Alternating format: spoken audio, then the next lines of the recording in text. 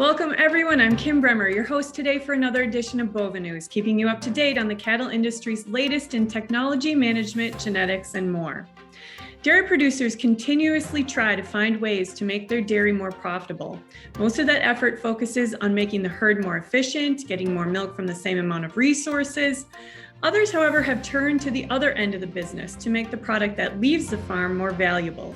In today's webinar, we'll hear from 3 producers who have made the commitment to developing and marketing products to consumers that have added considerable value to their dairy operation.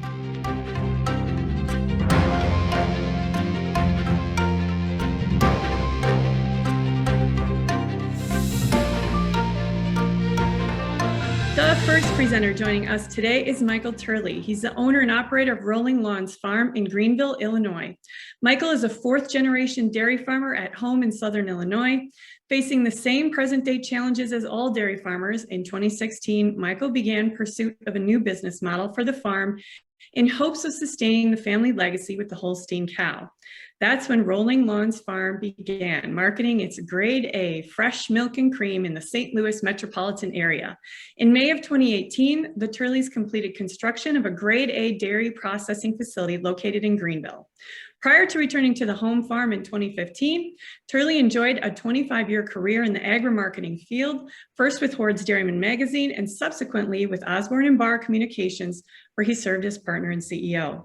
He graduated from Iowa State University with a bachelor's degree in dairy science. Welcome to the show today, Michael. Hey, thanks very much. It's great to be with you. Well, I'll give you a quick background on our operation.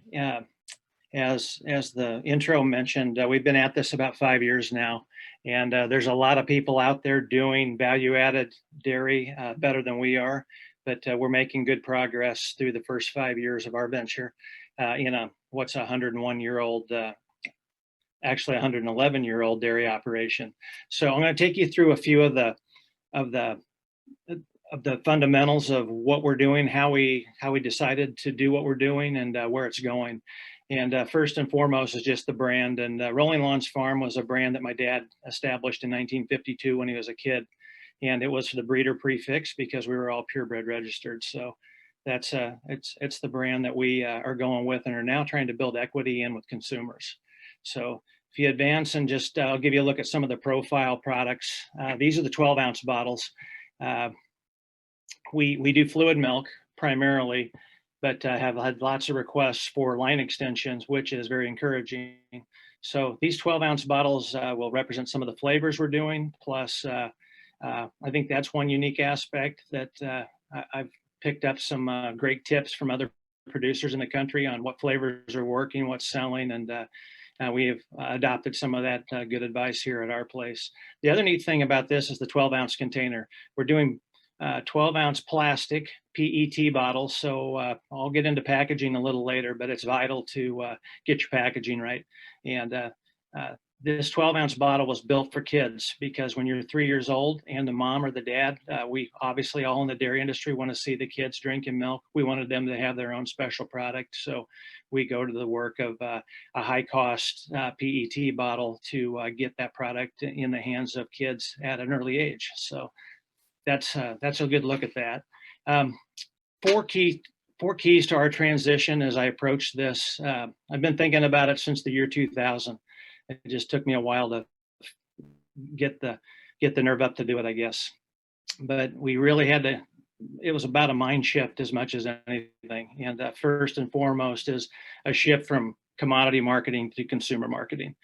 That's critical to get your head around if you're considering doing this, or any of us that are already doing it. You already know consumer marketing is a completely different game than commodity marketing.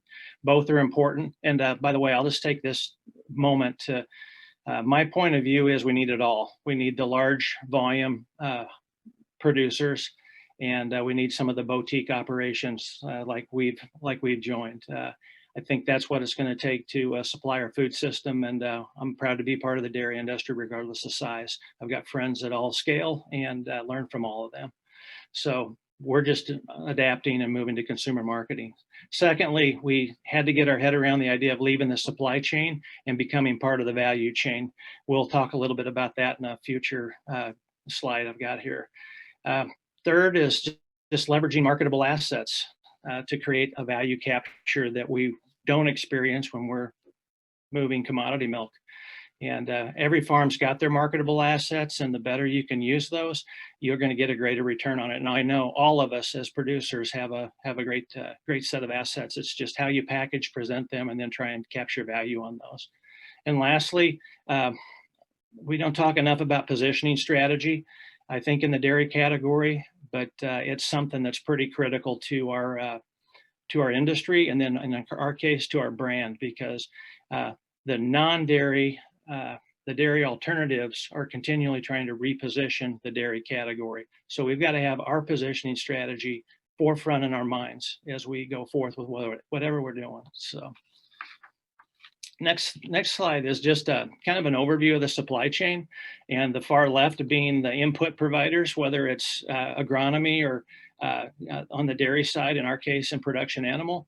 But you've got those manufacturer inputs, and then you've got us as farmers.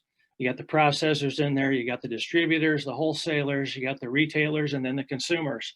And that's a big distance between us as farmers and that consumer dollar.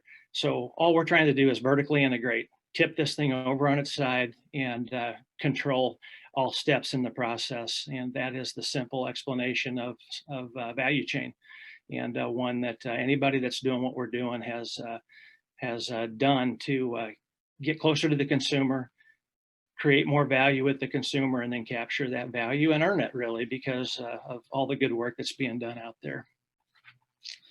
So the marketable assets I talk about and have talked about are simple for us. It's three. It's the family story, and most of us have one of those. It's the small farm profile. We're gonna stay small. We've got a nice layout where that can happen. And then lastly, as was alluded to earlier, it's our investment and the equity we have in the registered Holstein cow. So between those three, we feel like we can put a pretty good story together and put that out there to present our brand. Just a little bit of background on the farm. I'm fourth generation. My great-grandfather started the farm in 1910, and like any farm back then, it was very diversified.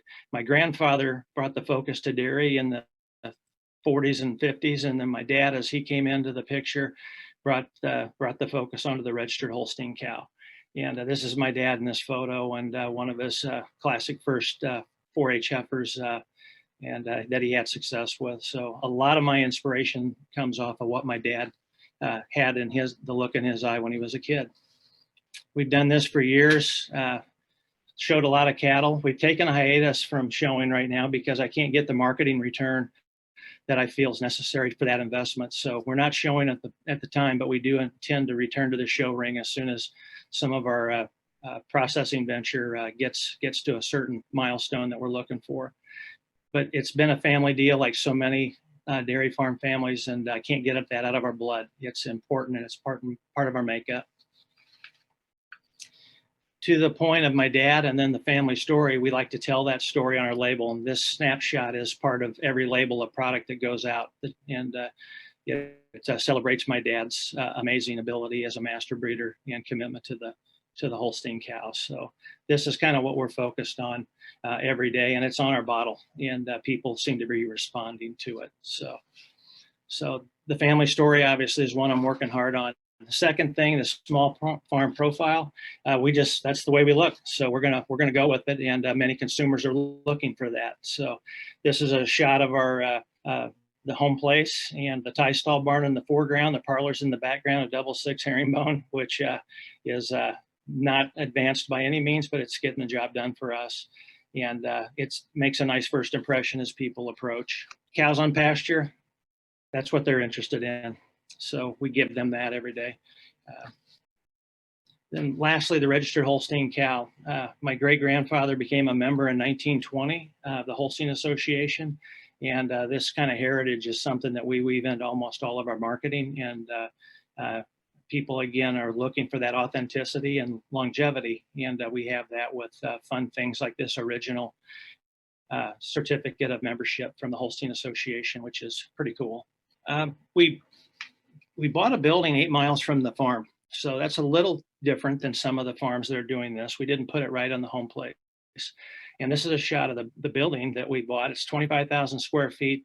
And we need about 12,000 for processing, which leaves us plenty of room to do other stuff. And that's what this looks like from the exterior. And we'll take you inside to show you a little bit about what's going on as we build it out. We're continually working on that as we can afford to do it.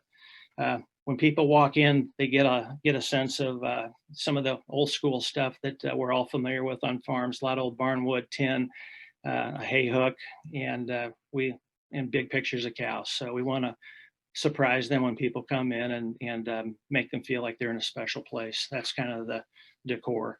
The plant itself, there's a lot of viewing windows, 5 of them, and people can watch us process, and this is the look that people get. And all we're trying to do when people view the windows we're processing right now, and we're trying to earn their trust. So when they step to the viewing window, we want them to see a sparkling, clean facility that's processing their milk, and they walk away and say, wow, you could eat off the floors. And that's kind of the objective. So we're real happy with the way we're able to present that. And this is the label that we're using to promote the product. And I just pulled a scan of our chocolate milk label.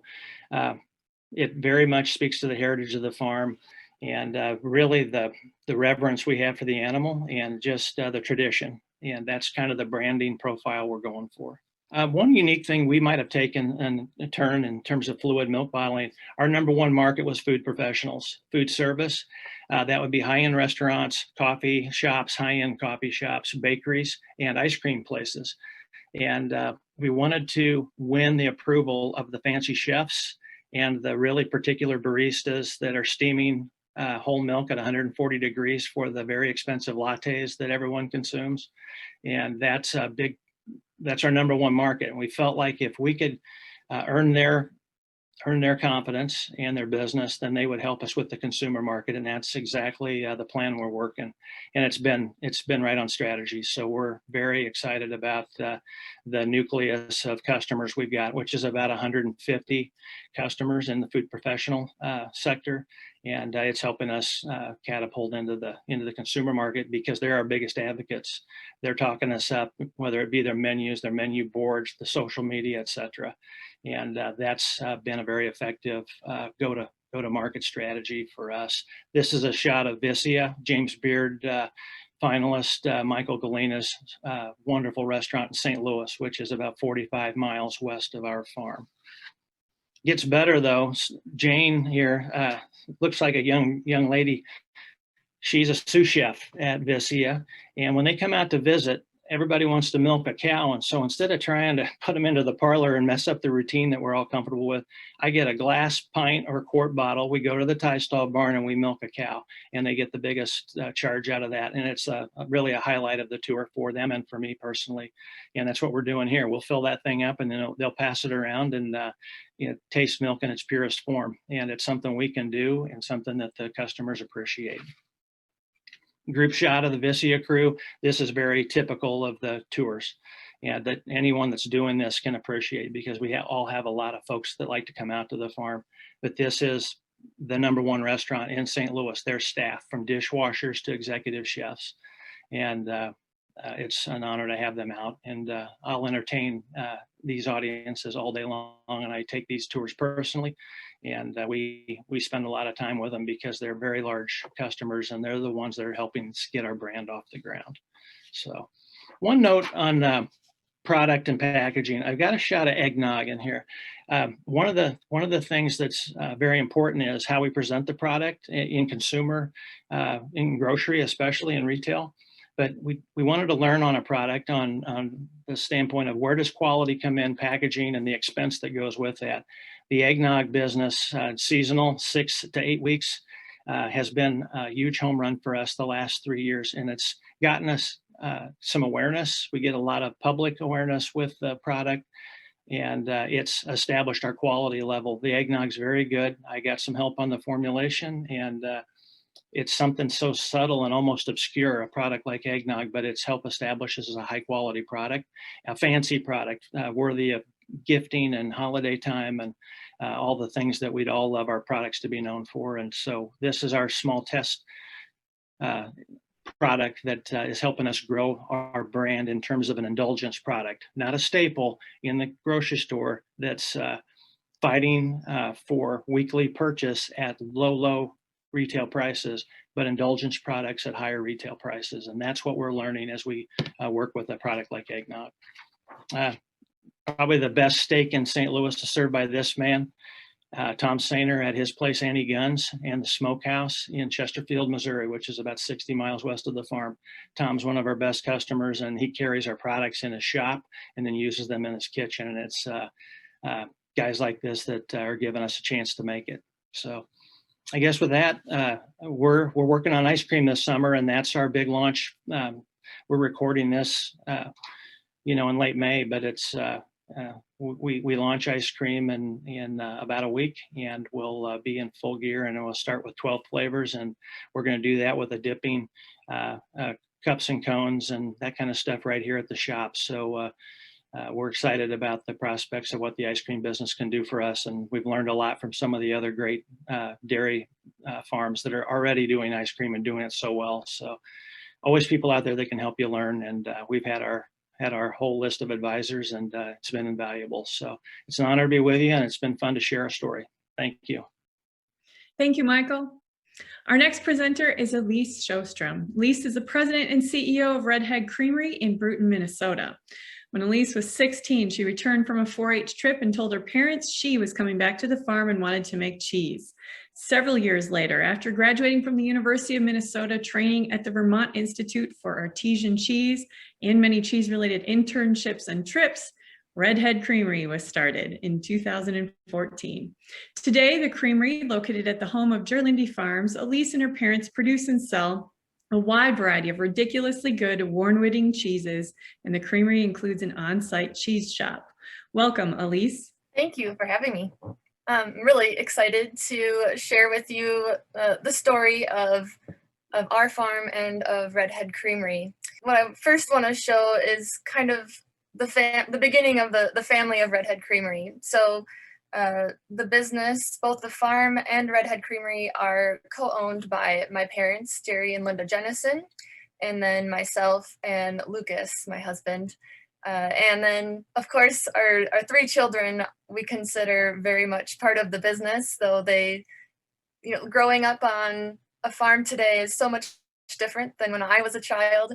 But we're really excited to have our children be raised and grow up in a value-added dairy farm and a manufacturing plant, unlike I got to as a child. And then I have our cheese van included in as our family now, which started because of the heat of COVID and an essential value that we created with our delivery van that I'll touch on a little bit later. But we are located really in the middle of nowhere in central Minnesota, but the heart of many important locations. Brooten, Minnesota is considered our address, and we are 20 minutes from the closest freeway. But we are located right at the heart of 3 major vacationing cities that have many lakes. During the summertime, we get many visitors that are not local and are not from the area who are looking for something to do and are really excited to come visit and experience a dairy farm. So my parents, Jerry and Linda, have been dairy farming their entire lives, and they got married in 1979 and actually came across our farm site in '83 when they were actually cross-country skiing from their rented dairy farm that they were currently on, and came across this site and decided that it was just the most beautiful farm site that maybe someday they could own it and develop this dream farm that they were coming up with. It has a 4-acre pond and was just a beautiful place. And it was about 6 months later when someone approached them who had heard that they were looking to buy some farmland or even just facilities, and was mentioning the exact site that they had just visited. And they didn't tell that person that they had already seen it, and yes, they are for sure interested, as they were trespassing at the time, but just so excited to be able to purchase that farm site and really start from scratch on their own. And so I feel really fortunate now as uh, daughter number 3 of 4 redheaded daughters, to be able to come back home and be part of the business with my parents and my husband and kids, and really continue to evolve our dairy farm, which is a registered Holstein and Brown Swiss dairy farm, into a value-added facility with our cheese plant and manufacturing facility. So like I mentioned, I'm number 3 of the 4 redheaded daughters. My husband, when we were trying to come up with a name for this business that I kind of knew I always wanted since I was in high school, he had mentioned maybe we should call it Redhead Creamery, so that it's balanced. We could create more products than just cheese if we decided to, and Redhead obviously just made sense for us. So we went with it, and we're so glad we did. The only downfall is I really can't go anywhere without being recognized as the Redhead, but there are worse things when you're owning a business and looking for brand recognition. So this is me. I studied food marketing at the University of Minnesota, knowing that one day I wanted to be part of my family's farm. And after visiting Crave Brothers Farmstead Cheese in Waterloo, Wisconsin as a senior in high school, that's when I decided that's what I was going to do. And after my marketing experience, I got to work for a cheese company in Vermont because of my husband's work at the Holstein Association in Vermont. We then moved to Wisconsin, and I got to work for Crave Brothers while Lucas worked for Hoard's Dairyman magazine, and eventually just worked our way back home before getting started ourselves. And along that process, I think the most important part that I didn't realize at the time was that we were continually telling people someday we're going to be making cheese on our own farm, whether that be acquaintances we had or people in the industry, in the artisan cheese world, or other cheesemakers, because by the time we were ready and up and going making cheese, all of those people were ready and waiting for us to have a product to sell.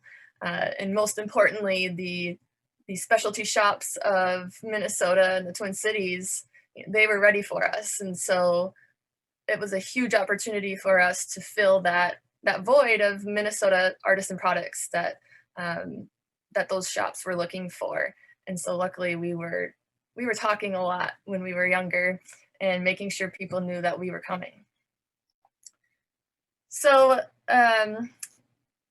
when you have a dairy farm and you're working very hard at improving your genetics, we did, and making sure you're producing a very high quality milk.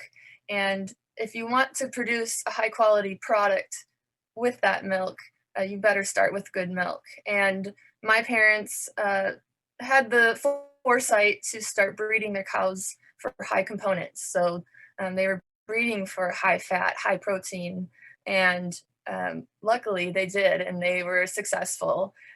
Nowadays, our Holstein cows are averaging much higher in fat and protein than the original Holstein cow. And that's important so that we can produce not only high component cheeses, we want fat and we want the protein, but it's that ratio of fat and protein that produces your yield and gives you more cheese per gallon of milk. And so we've been really lucky to have that process really work well for us. We milk about 200 cows and have a double 8 herringbone parlor.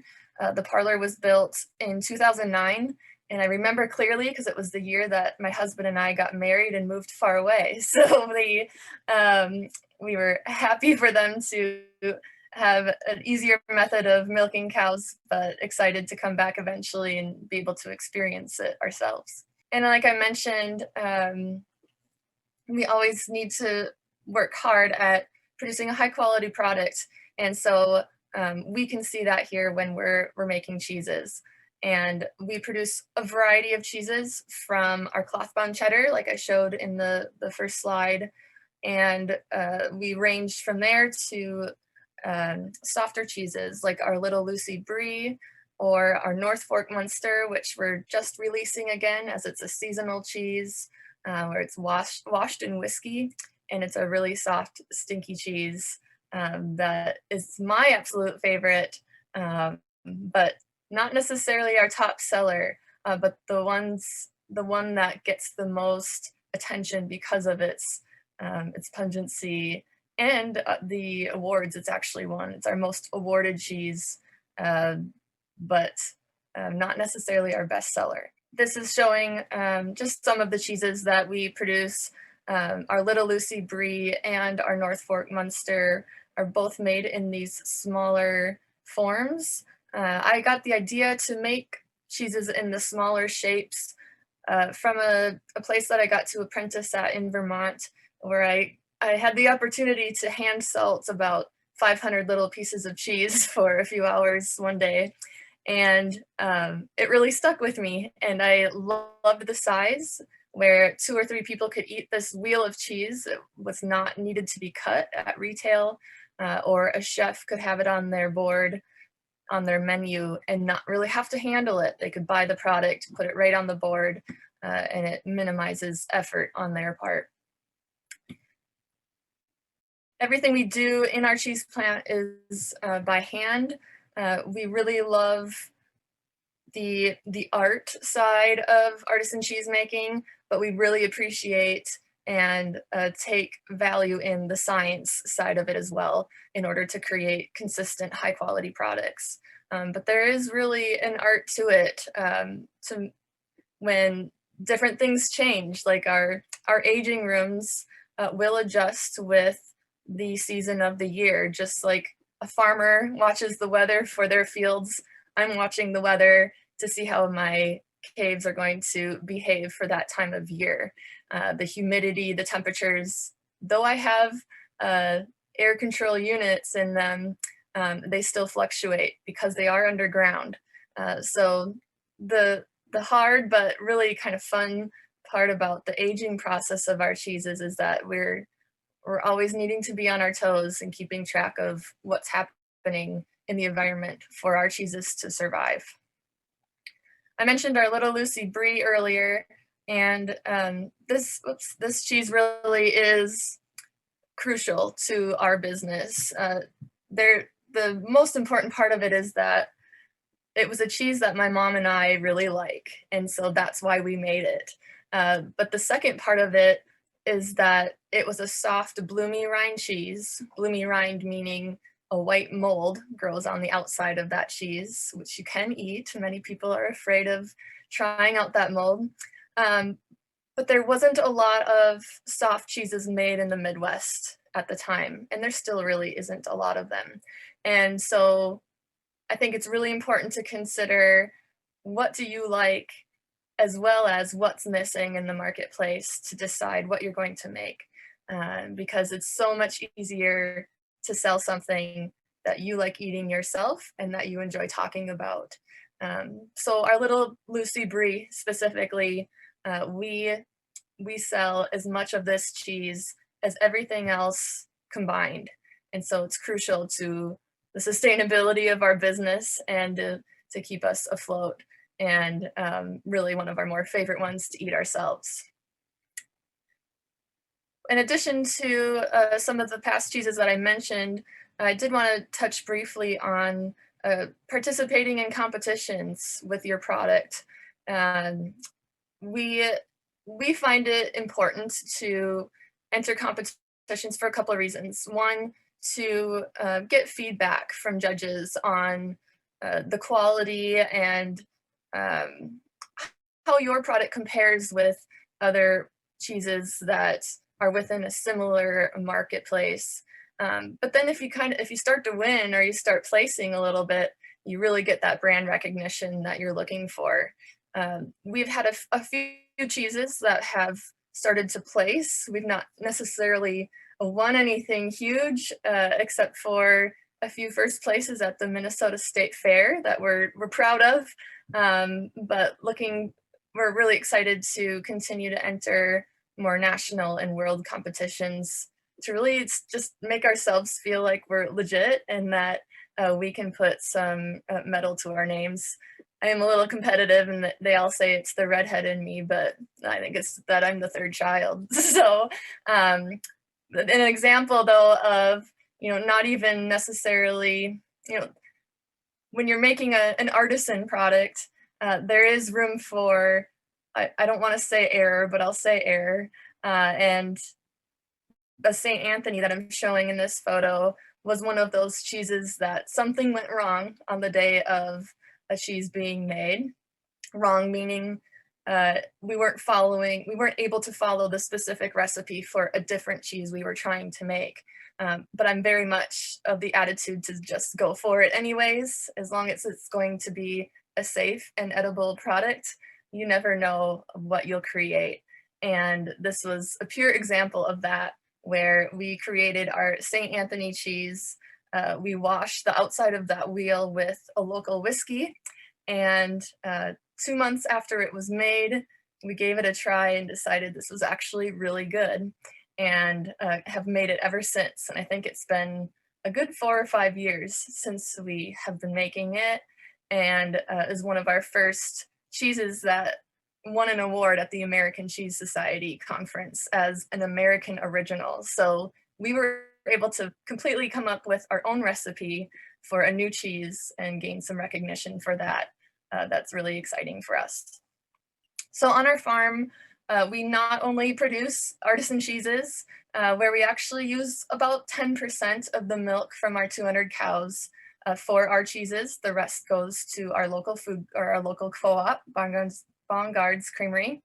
But we've found that agritourism, like Michael was mentioning, is really also an essential part of what we do at our farm. We provide farm tours for local schools, mystery tour bus groups, and people who are just looking for a weekend getaway, who take the time to drive 2 hours out to our farm and visit us and see what a real dairy farm is all about.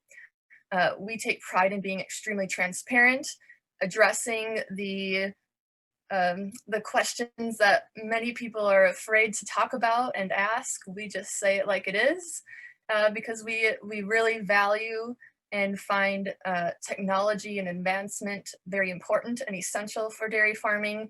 And we think it's important for us to be the ones to talk about it direct to consumers and tell them why we do what we do and what that means for the future of dairy. We also have a cheese shop right on site, where we can sell all of our own cheeses, of course, but we also have a variety of other Minnesota artisan cheeses and other foods that go great with cheese. We have jams, pickles, olives, crackers, merchandise, all sorts of things that go well and make sense to sell with cheese. So we can put together really fun gifts for people, or they can gather what they need to make a really fun cheese and charcuterie board. Just creating a variety of opportunity for people to come and really buy and eat some really good high quality foods. Pre and now a little bit post COVID, we're able to also host private events. I had my first bachelorette party group a few weeks ago.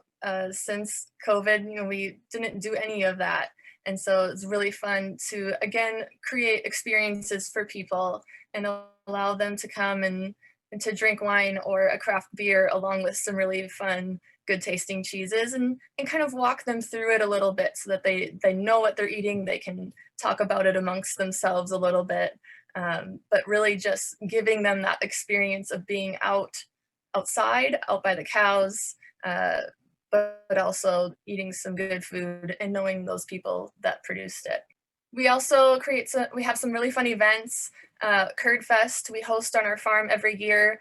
We canceled last year's, but we'll be hosting again this year over Father's Day weekend, where we celebrate the cheese curd, but also local agriculture, local craft food, and we have breweries, wineries, live music, and other food vendors that come to celebrate with us. And we'll get up to 1,000 to 1,200 people on our farm for the day, and really take that opportunity to show them our farm. And we create a scavenger hunt amongst other events where they can participate, or they can just sit and hang out as well.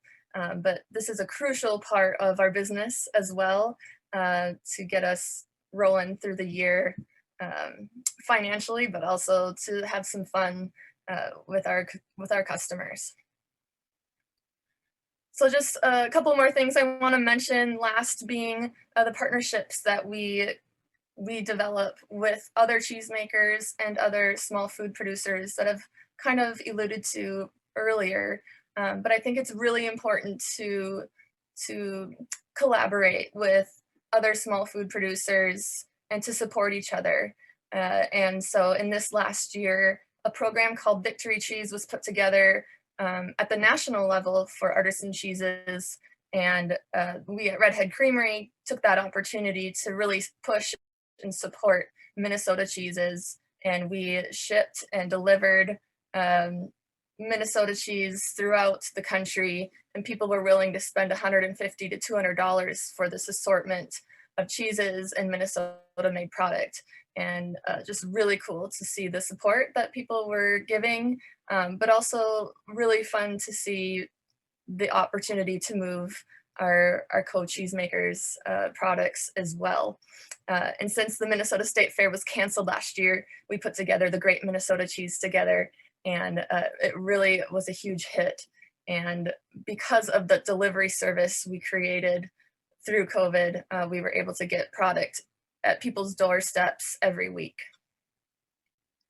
Finally, community involvement that we participate in with Redhead Creamery, we really take to heart food insecurity and participate in several organizations that either fill backpacks for students over the weekends so that they have food over the weekend when they're not in school, to participating in collecting funds for bottled milk, for milk vouchers for our local food shelves, as well as being an Adopt a Highway member as well, and picking road ditches on the weekend or twice a year in our community.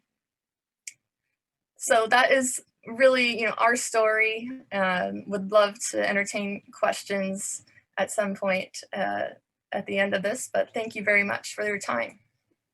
Thank you, Alise. Our final presenter today is Austin Allred. Austin grew up in Royal City, Washington. His parents were potato and fruit farmers who always worked closely with the local dairy in growing crops and taking manure. As Austin got into high school, he realized he preferred working for his neighbor at the dairy more than driving tractor or thinning apples. Once out of high school, Austin and his dad set up a long-term buyout deal with the previous owner who was looking to expand elsewhere. Austin finished the buyout of Royal Dairy about 6 years ago.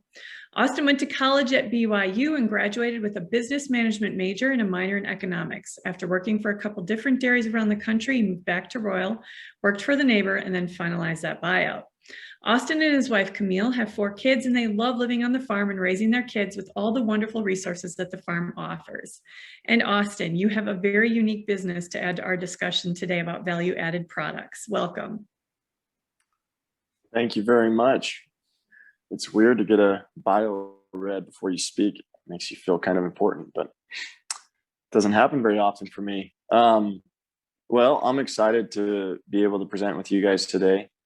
I think as I've been listening to both Alise and Michael's story, really they were the inspiration for me to try to get something going on this value add diversification side of things. I was really excited to have cool products that came from the farm to be able to offer to people. So I appreciate their example and what they've done, and aspire in many ways to be like them.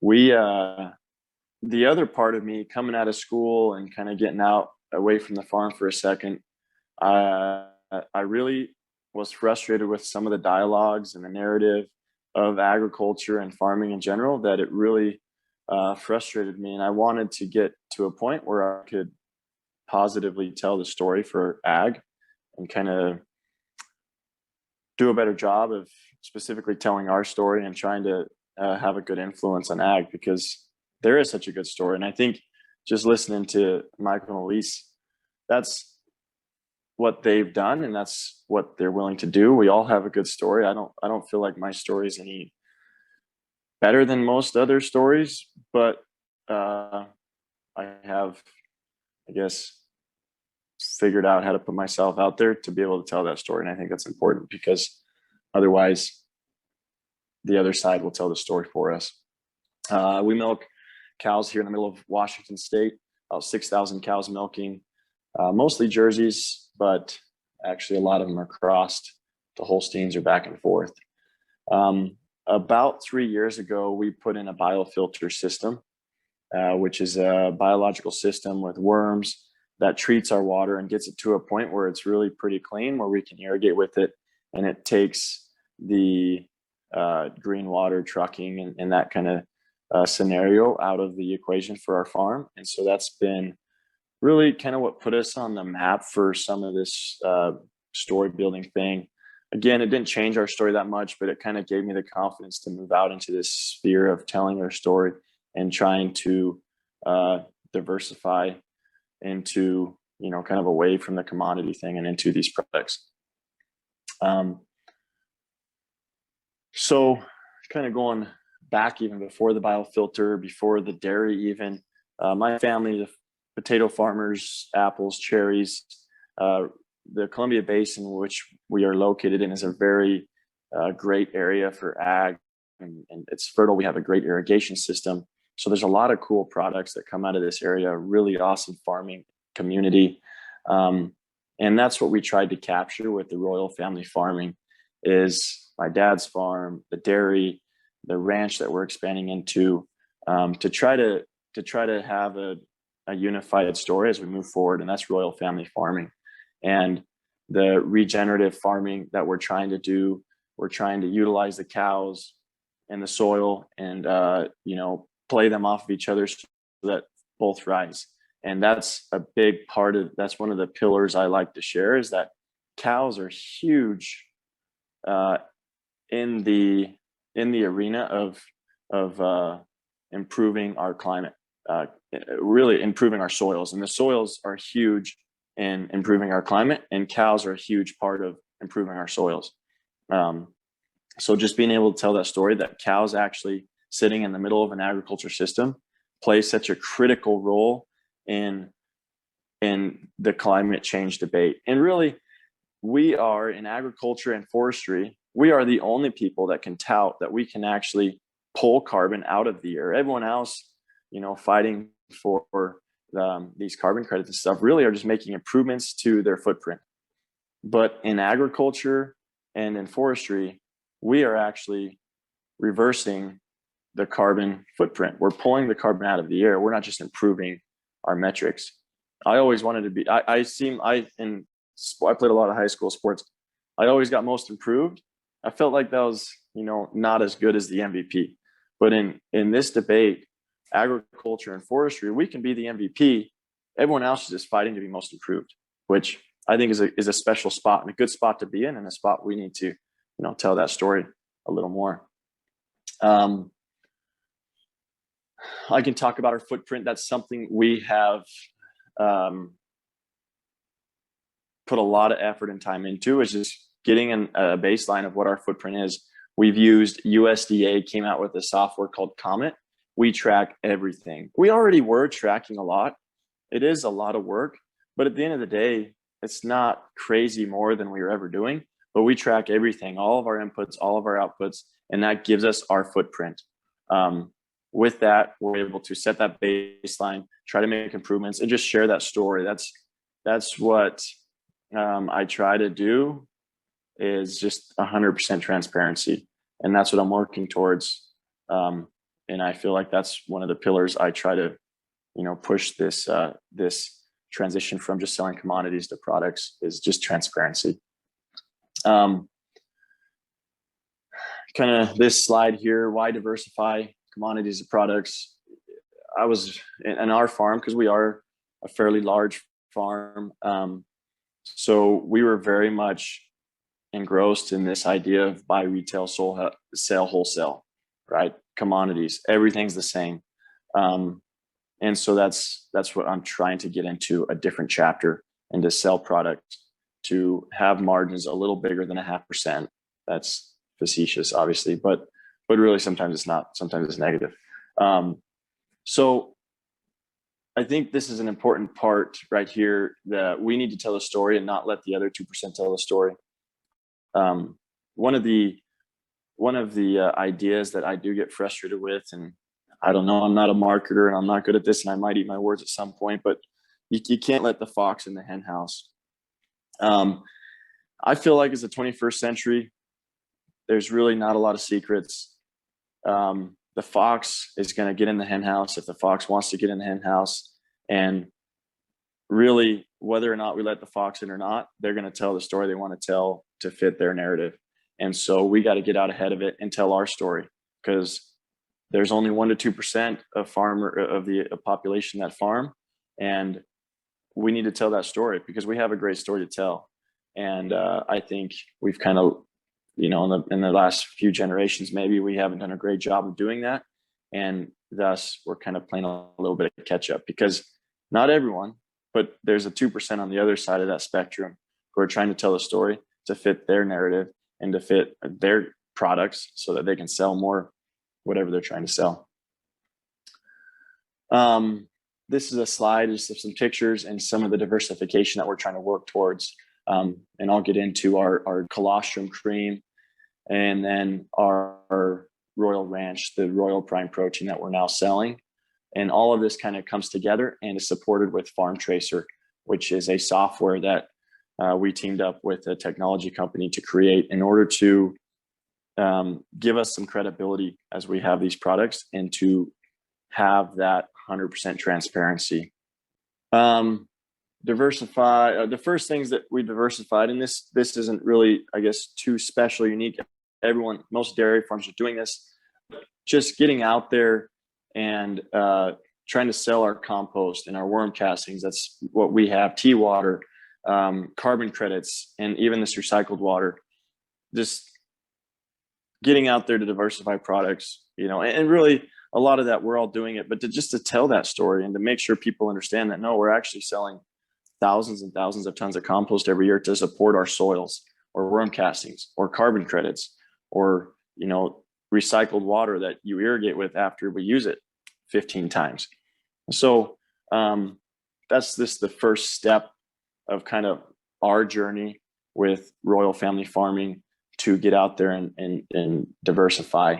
Number 2 to diversify was a product called Nursed. And the why behind this was colostrum was so undervalued outside of the dairy world.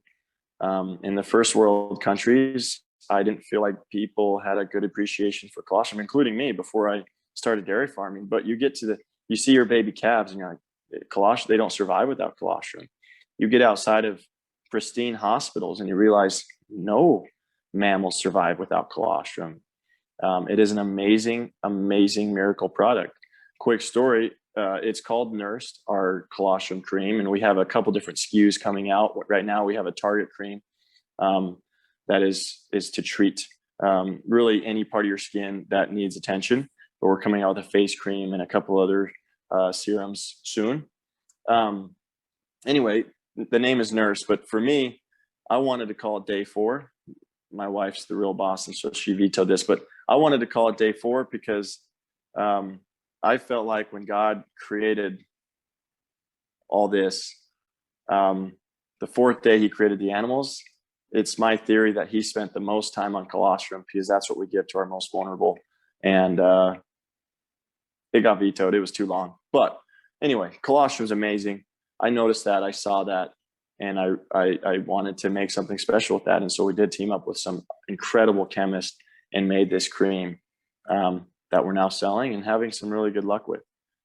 It's been really fun to do that. But just as I've said, it's nursed by Royal Dairy. It all comes back to the farm, and it is a farm product. And that's what we have. And I think that's something that's really special that we have, that 98.5% of competitive products don't have, is we have a farm to back this all up with. And that's really a great story. And it's really cool, and people love it. And we need to tell that story better. Diversify number 3, where we're at right now, is Royal Ranch. We've taken our cross, the Royal Ranch cattle. Their mothers are from the dairy. Their father is an Angus, and we're breeding those breeds together and coming up with an awesome product. The beef that these hybrid cows, steers and heifers are making is fantastic. And we are taking that all the way. We're growing those all the way. We are converting those to beef, and then we're selling those to the restaurants and the grocery stores. And it's been really fun. And just Alise kind of touched on this in her story, but the people really, really want this. The consumer really wants this connection to the farm and to the products they're buying, and they're willing to pay for it. And so that's been really fun to be able to go all the way with that, and to build a brand behind Royal Family Farming, and the Royal Ranch and the Royal Prime Protein brand have really started to take off, and the chefs and the consumer is starting to look for that. I just can't help but note it, or find the connection between Alise and Michael, that we too have started giving a lot of tours, the agritourism connection to all this. And we've had chefs out here, showed them around. They love riding the horse. They love seeing the cattle. They love milking the cows. And being willing to open the doors there has been a critical piece to getting all this ball rolling of diversification. So to kind of close, I just want to talk about, and I might be repeating myself in some sense, but Farm Tracer is a software that we teamed up with a technology company to come up with in order to try to, in a big scalable way, put on all of our products. Farmtracer.com, if you go to it, it's a website that tries to connect the product to the consumer. And we've done that with our products, and we're starting to do that with a lot of different products in the farming world. But to where, and there's some restaurants on the West Coast in Seattle area where on the menu you can scan a barcode behind the Royal Ranch New York steak, scan that barcode, and it'll take you to our farm, and it'll share the footprint of that animal specifically. It'll share everything that animal ate. It'll share the sire, the dam, really trying to stick true to our pillar of 100% transparency, and showing the consumer everything that they might want to know without, looking Bambi in the eye. So that's what it is. And Farm Tracer on all of our products just tries to tie that product back to the farm. And that's where I see the most success moving forward. And our Royal brand is to be able to do that, is to be able to make sure, whether it's our ranch, our beef, whether it's our colostrum cream, here in the next few months, we're going to be doing kind of the same idea with some of our produce, our apples and our cherries, to always tie it back to the farm, because again, that's our unique proposition. That's what we have that 98% of the population doesn't. And I think that's what we need to be sharing. So I'll close. There's some slides here about Farm Tracer and just how it works and some of the things that it pulls up. And you're welcome to go to farmtracer.com. Without the barcode, it's not really that cool. But if you type in right now one of our animal IDs, it'll pull all that up. So if you type in 8, I just found an animal ID that went converted a couple weeks ago. It's 81111. You type that in, it'll show you where, if you happen to be eating steak from that animal, where it would go. So feel free to check that out. Next steps is to continue utilizing Farm Tracer to expand our brand with different products and even on different farms. So we are working with a few different farms now to try to we are taking their products and connecting it to the consumer. Again, what Alise and Michael have done is the inspiration to all this. And in our way, you know, we have worked really hard to try to tell our story, our family story, and just to connect the people who want to be connected to the farm where their products are made, and then sharing that story of the regenerative practices that we're implementing to make sure we are being good stewards over our land, over our animals, over the people we work with on a daily basis, and just sharing that story, because I don't feel like my story is that unique, or our story is that unique in here at Royal Dairy. But we have to share it, and it's exciting to be able to do that and to be able to make products to start justifying economically telling that story. But I appreciate the time. I've appreciated to be able to be with you today, and excited for questions. Okay, thank you, Austin. So I have some questions for the three of you. Nothing ever goes as planned when you're building a business. What was the biggest obstacle you had to overcome that you didn't expect? Something you wish that you had known when you started your journey? And I think I'll let Michael, why don't you lead us off? I often joke, I've had several, I wish I would have had several mulligans and do-overs. I think any of us can appreciate when you're starting out with something that maybe isn't core to your education, your intuition, or your technical ability, you're going to make some mistakes. So in Southern Illinois, we didn't have the infrastructure that a Pennsylvania or a Minnesota or Wisconsin or even parts of California has in terms of building a plant. But we figured all that out, and that wasn't the major obstacle, as big as that is on a lot of days. Packaging, I would say, is the one that I underestimated. The critical nature of packaging from a marketing perspective. And one, as a small volume producer, you're buying stock bottles in many cases. So you can get molds made, have your own bottle, and then have those produced. But COVID, everything was backed up, as we all know, and packaging was a big challenge. So it's a lot of work to get there, and it's comes at some expense. So I would say it's the bottle. Alise? There's not just one, but I would say our largest hurdle when we first got up and running, or tried to, was working with people who truly do know what they're doing and know how to reach out for help if they don't.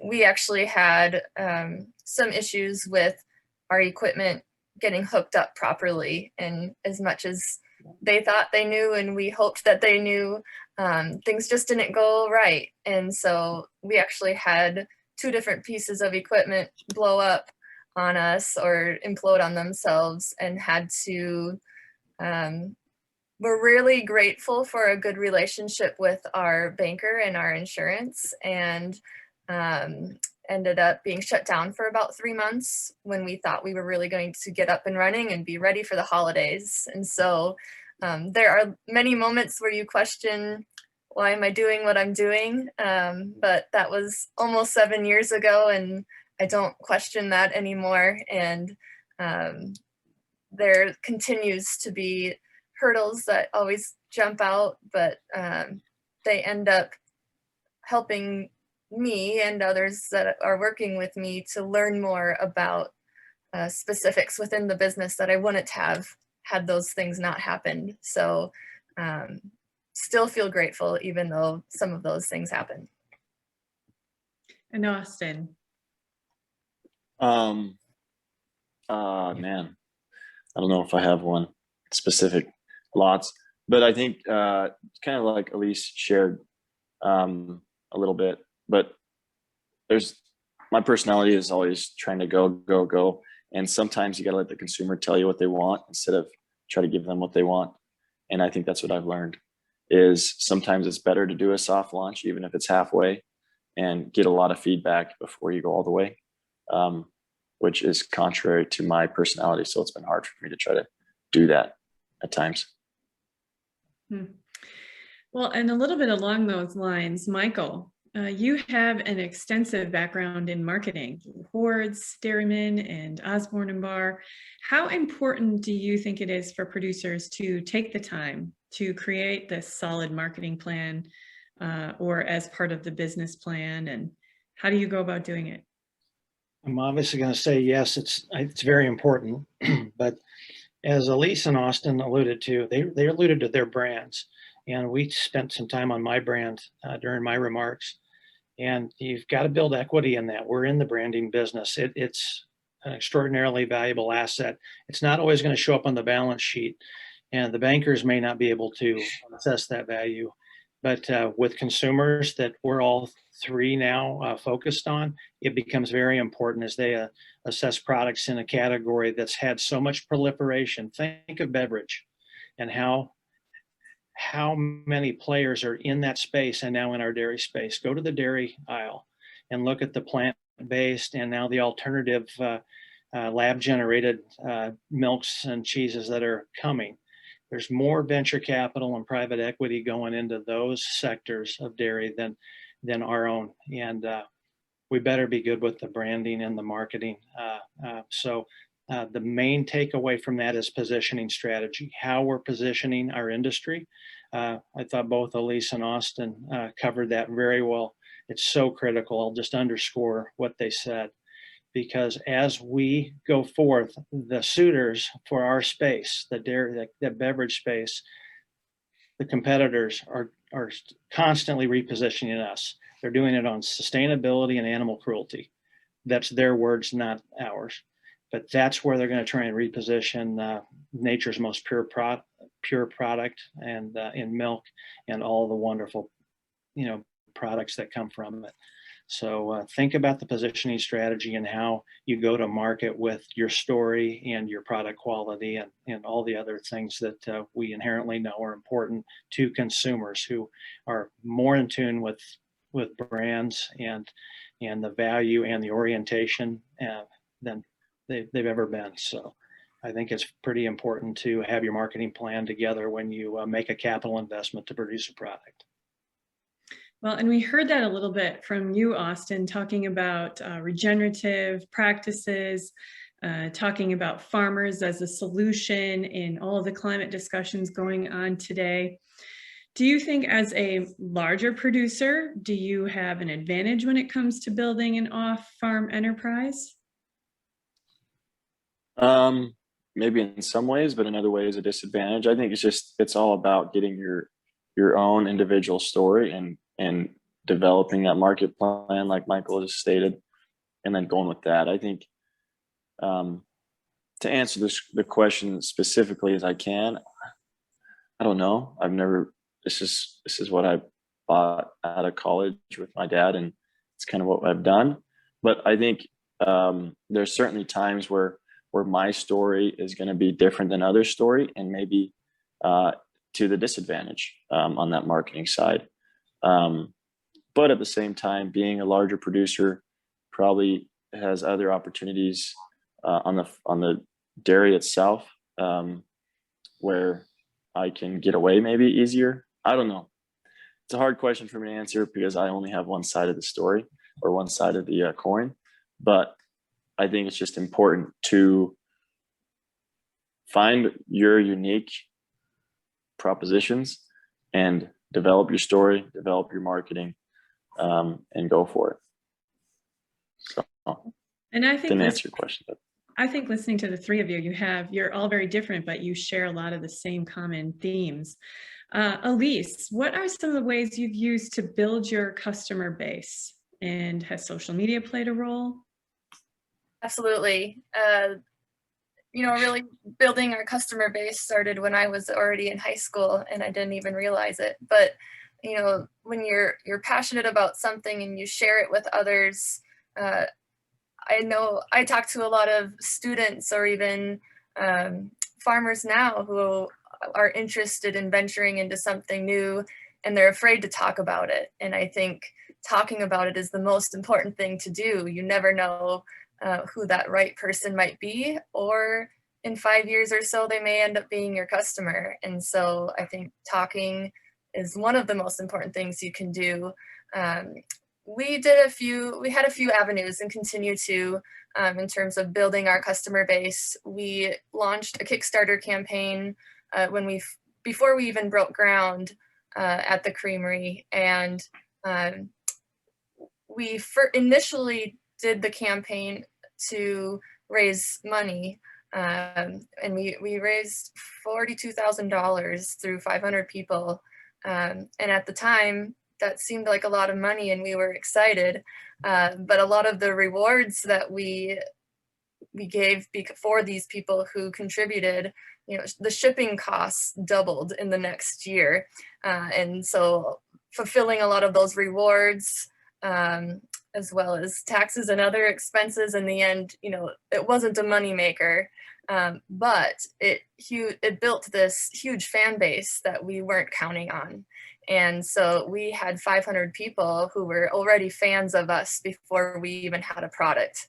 And that helped us in terms of getting the word out there, but it also proved to our banker that we have this support team who wants to buy our product. And that was a really resourceful tool that we didn't realize at the time we were building.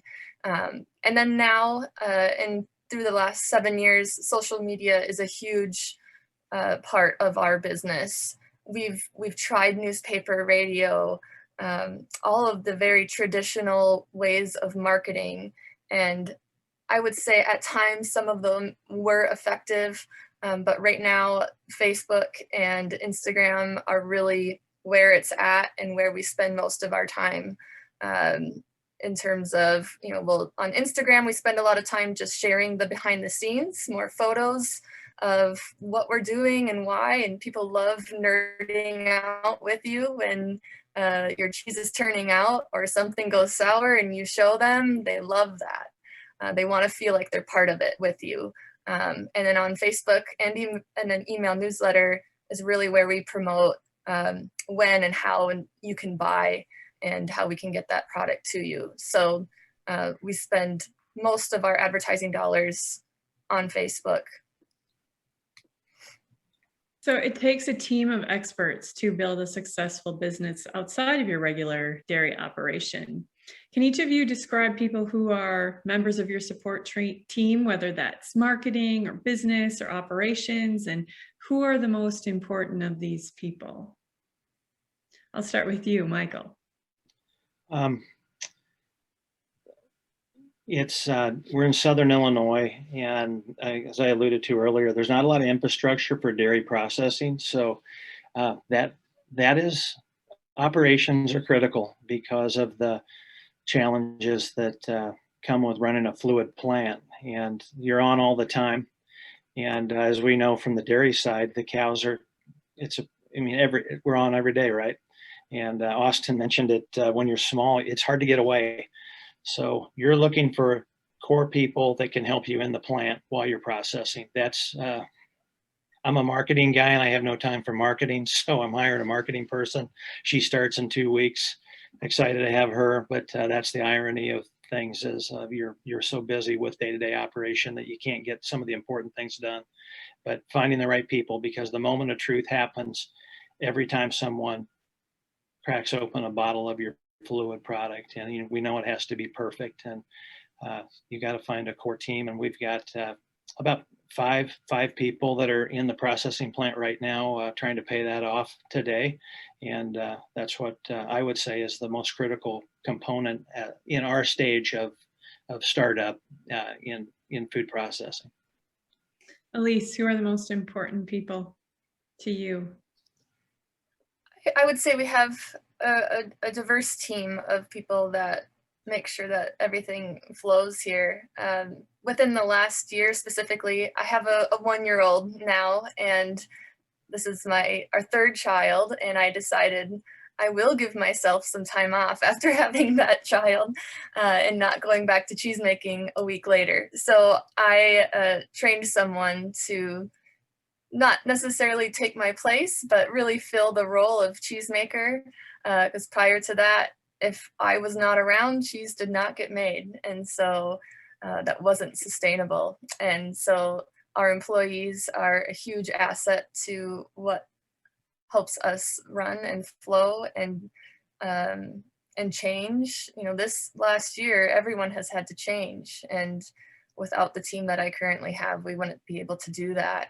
And I would also add to that that our banker and just our leadership team, my parents and my husband, they are essential to keeping everything going the way that it is. Austin, key members of your support team?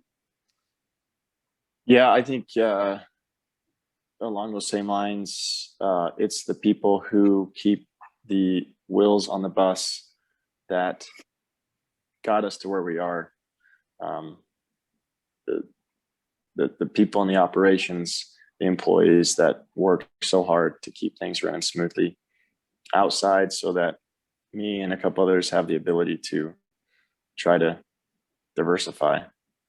So that was where I'd give credit, is those people, Cecilio and Crispin, and the guys and girls who make it happen day to day.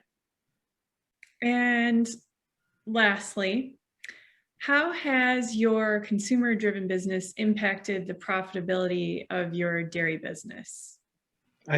Positively. I think we're on plan, and the consumer relationships and that direct relationship with the food professionals and the consumers are helping us capture value, which then we can return back. Obviously, first and foremost, so the farm is solvent, and at 120 cows, that's getting tougher and tougher to do all the time. So it's been a very positive impact. We have a long way to go. You know, we're learning things every day and making mistakes and figuring things out, but we feel like we're on a good path and have a long future ahead of us. Alise? I would agree positively for a couple things or reasons. One being just creating the sustainability of dairy farms our size, like Michael alluded to, in that, you know, we are all taking the role of sharing and being transparent with the consumer about what we do and why we do it, so that we can continue to do this. And I think that it's important to provide opportunity and tours and meet directly with our customers, so that we can share really what we do, so that they're not Googling it online and finding out the wrong information. So I think that's crucial for businesses of our types to be sharing like that. The other way, our farm and our creamery run as two different businesses on paper. And so the creamery pays the farm for the milk that it uses, and we pay a consistent price that is almost always higher than market price.